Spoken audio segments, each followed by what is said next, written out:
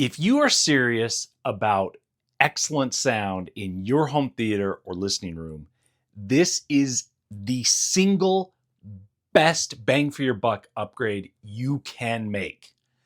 And that is acoustic treatment, sound panels. You have to treat your room. Now, this sounds hyperbolic. This sounds like an exaggeration. And to make a definitive statement like this is going to probably get some pushback. I'm sure there are going to be people who have strong opinions about what I just said. But here has been my experience with sound treatments. Now, I am standing right now in my tiny home theater. It's very small. It's an 11 by 11 room with an 8-foot ceiling. It's got 2 chairs, TV, but it is a 7.1.4 Dolby Atmos setup. This is my second theater. My first theater is in my basement. It's in a dedicated room. It is a 9.2.4 Dolby Atmos setup. That one I've got running a dedicated processor, the Anthem AVM70, external amplification, obviously, on all channels. So I've built a few theaters, and I've also worked on some other theaters. My brother has a theater. I've worked on his theater. This has been my experience. Sound treatments make the most discernible difference in sound. This goes beyond gear. This goes beyond speakers. All things being equal, an untreated room versus a treated room, the treated room sounds significantly better. When you're in an untreated room and you're listening, especially at high volumes, the sound creates a fatigue on your ears.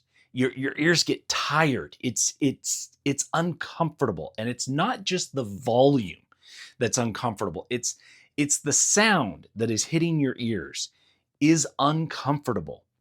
When you treat the room, everything becomes smoother. It becomes silkier, more pleasant, and you can actually listen at higher volumes and not feel discomfort.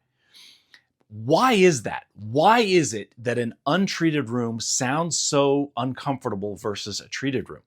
Well, there's a lot of reasons and a lot of factors, but from a high level, the issue is that when a speaker creates a sound, the speaker creates a sound here, and the sound travels from the speaker over here to your ear, and it hits your ear. That's all well and good. That's as it should be.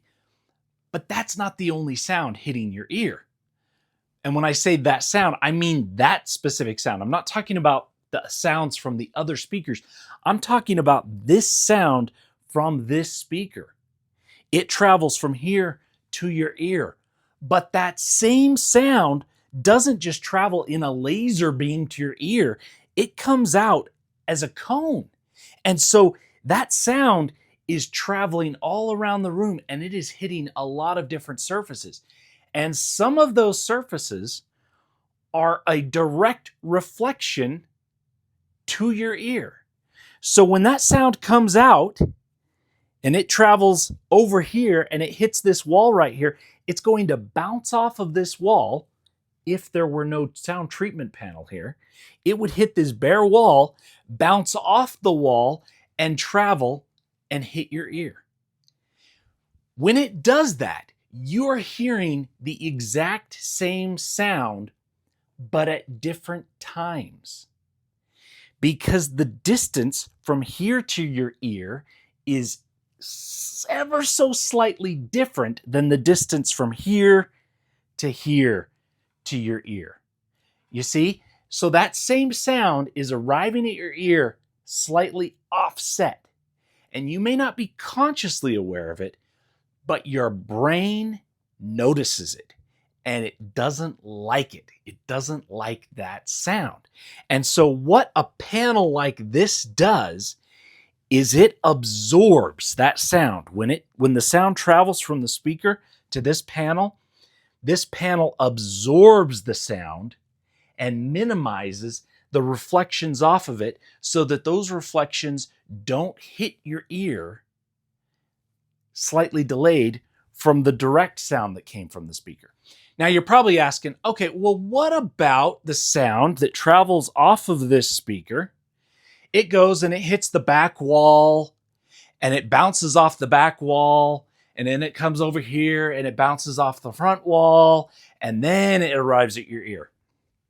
Now, I am not an acoustic expert, but my understanding is that by the time the sound has bounced off of all of those surfaces and traveled that distance, it has altered enough and is delayed enough that your ear doesn't, it's still not great, but your ear is able to distinguish it as two separate distinct sounds.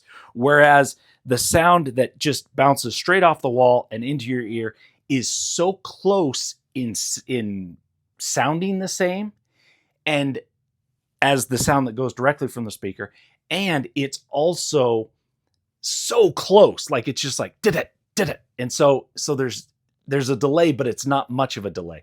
And so that's why they say you should always treat your first reflection points first, because those are the ones that you're going to notice the most.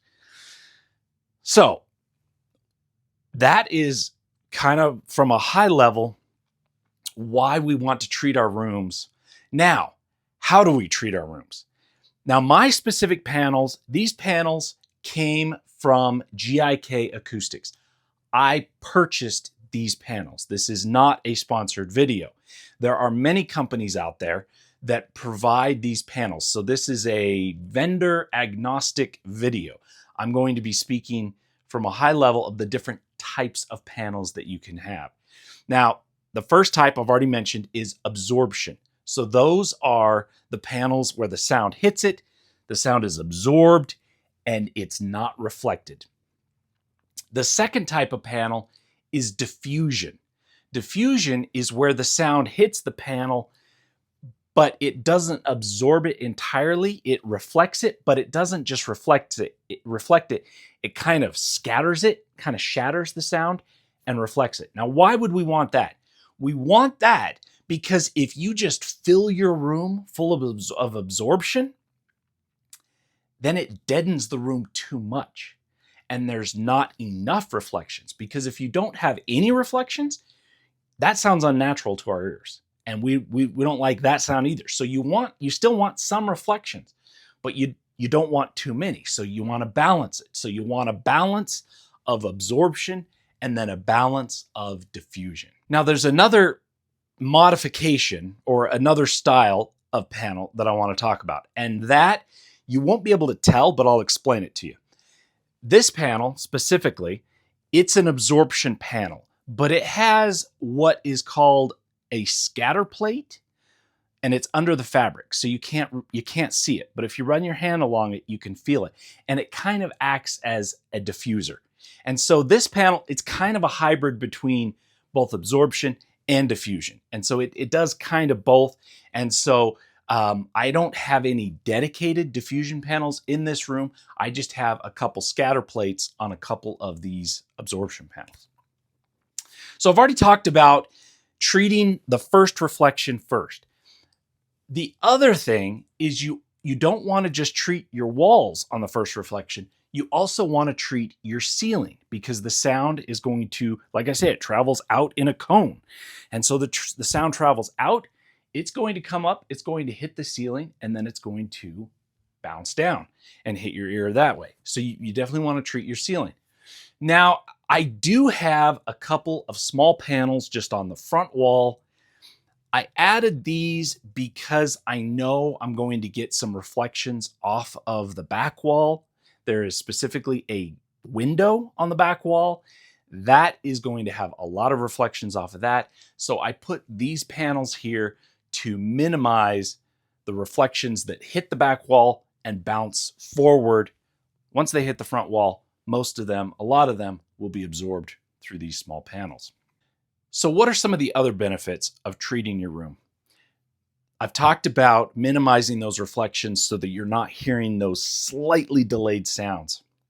Here's something else, and this I cannot overstate this enough. Center channel clarity.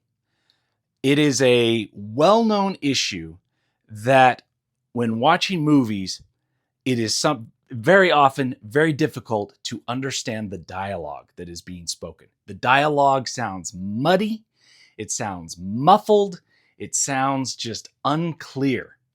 And we go to great lengths to try to counteract that and to clear that up. So we buy bigger and better and more expensive center channel speakers.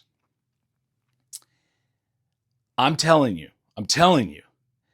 treating your room will dramatically improve the clarity of your center channel speaker, specifically the dialogue. It just does. When I first got this room set up, and when I say set up, I mean everything was done except for the panels. I had not yet hung the panels. Set everything up. I ran the Dirac Live calibration, just as like a dry run. I knew I was going to be doing it immediately after. Again, once I got the panels up, but I just wanted to practice, and so I ran the calibration, and sure enough, the center channel, I mean, I'm literally sitting, what is this, 4 feet, 5 feet from the center channel speaker. And I'm like, is that center channel even producing any sound? I can't even hear it. Like, I am not able to localize the sound at the center channel 5 feet away. This is nuts. And I honestly, I mean, even knowing what I know about sound treatment, even I was like, is this center channel speaker just total crap? Like, what is happening? So I put my ear up to it. I'm like, no, sure enough. I mean, it's producing sound, but I can only localize it and hear it distinctly when I put my ear up inside the speaker. Like, what the heck? I added these sound panels, and I hadn't even rerun the Dirac Live sound correction. I was just running on the original one that I'd done without the panels. I hung the panels. I mean, it just dialed this thing in. I mean, suddenly this center channel was crystal clear, absolutely distinct, dialogue, super clear. When listening to music, when the singer was singing, I could hear it coming. I mean, there was no question. It was distinctly coming from this speaker. These panels absolutely transformed this room. Now here's the other thing. In home theater, we love our gear, right? Like we love our speakers. We love our electronics. We love the amplifiers. We love the sub. We love the room correction. We love getting into the nitty-gritty of like receiver versus separates. You know, does it help to add external amplification? You know, like, should I buy $5,000 speakers or should I buy $20,000 speakers, right? Like we get into that stuff. I am telling you that a well-treated room with mediocre speakers can sound amazing. These speakers I purchased, these are not high-end speakers by any stretch of the imagination. I wouldn't even call these budget speakers. These are below budget speakers. I set them up just kind of as a placeholder. I've got some plans. I've alluded to that in the past. I treated this room. These speakers sound incredible. They sound absolutely incredible. I am stunned at the sound quality that I'm getting out of these speakers after adding the sound treatment panels. It is miraculous. And so if you don't have sound panels in your room, I could not more strongly encourage you to add them. I know for a lot of people, they say, oh, you know, I have a spouse who doesn't like the look of them. I'm in a living room. We can't really make it work. Even just in this room right here, even if I had only added just this panel and this panel, it would have made a significant difference. So do something to treat your room because you will be amazed. And bang for your buck, this is the best upgrade. Like, no exaggeration. These sound panels, I think I think this panel without the scatter plate, I think it's like $90. And then the scatter plate adds a little bit to it. If you do get one with a scatter plate. So when you look at how much you spend on all of your gear, I mean, these things are downright cheap, and they're super easy to mount. I mean, literally, you just hang them like you would a picture, like a single screw in the wall, and you just hang it like a picture frame. So yeah, if you're on the fence about sound treatment, take the plunge. You will not be sorry. Thanks for watching.